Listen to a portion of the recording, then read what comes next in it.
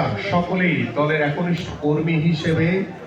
রাজপথে আপনারা দায়িত্ব পালন করেছেন এবং সেই দায়িত্ব পালন করতে গিয়ে আপনারা মামলা হামলা, কিন্তু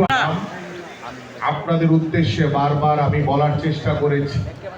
যে দীর্ঘ 17 বছর আপনারা যে আন্দোলন, যে সংগ্রাম করেছেন, সেই আন্দোলনের আমাদের লক্ষ্য ছিল একটি, সেটি হচ্ছে একটি অবাধ, সুষ্ঠু, নিরপেক্ষ নির্বাচন, দেশের জনগণের ভোটের অধিকার নিশ্চিত করা। আমরা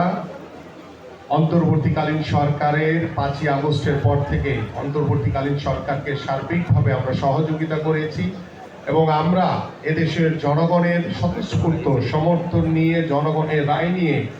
12ই ফেব্রুয়ারি সরকার গঠন করেছি এবং সেই সরকার গঠন করার মাধ্যমে নির্বাচনের পরে,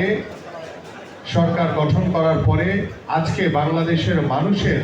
সাধারণ মানুষের প্রতিনিধি হয়ে উঠেছেন আমাদের মাননীয় প্রধানমন্ত্রী জনাব তারেক রহমান। এবং সেই জনাব তারেক রহমানের যে লক্ষ্য, যে উদ্দেশ্য, এবং আমাদের নির্বাচনের প্রাককালে আমাদের যে নির্বাচনী ইশতেহার ছিল, ফ্যামিলি কার্ড, আমাদের ইমাম মুয়াজ্জিনদের ভাতা, আমাদের খাল খনন কর্মসূচি, কৃষক কার্ড, আমাদের খেলাধুলাকে পেশা হিসেবে প্রতিষ্ঠা, এই ধরনের কার্যক্রমগুলো কিন্তু আমরা একটি একটি করে আমাদের মাননীয় প্রধানমন্ত্রী তিনি উদ্বোধন করছেন।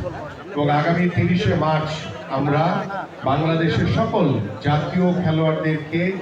বেতন কাঠামোর আওতায় এনে তাদেরকে ক্রিয়া ভাতা প্রদানের কার্যক্রম 30শে মার্চ আমাদের মাননীয় প্রধানমন্ত্রী তিনি উদ্বোধন করবেন। আমি এই কথাগুলো বলার উদ্দেশ্য হচ্ছে যে আমরা বাংলাদেশের সাধারণ মানুষের প্রতিনিধিত্ব করছি। আজকে আপনারা যারা এখানে বসে আছেন,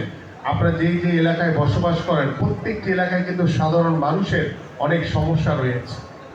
তাদের সুখে দুঃখে যেভাবে তারা আপনাদেরকে ভোট দিয়ে জয়যুক্ত করেছে, আপনাদের দায়িত্ব হচ্ছে সেই সাধারণ মানুষের প্রতিনিধি হয়ে ওঠা। সেই সাধারণ মানুষের কথাগুলো যখন আপনারা শুনবেন, বুঝবেন, তখন কিন্তু সাধারণ মানুষের সেই আস্থা, বিশ্বাসের জায়গাটি আপনাদের উপরে তৈরি হবে। আমি খুব স্পষ্ট ভাষায় এবং দৃঢ়ভাবে আপনাদেরকে একটি বিষয় অবগত করতে চাই, আপনারা এমন কোনো কাজের সাথে নিজেকে জড়াবেন না, এমন কোনো কাজ করবেন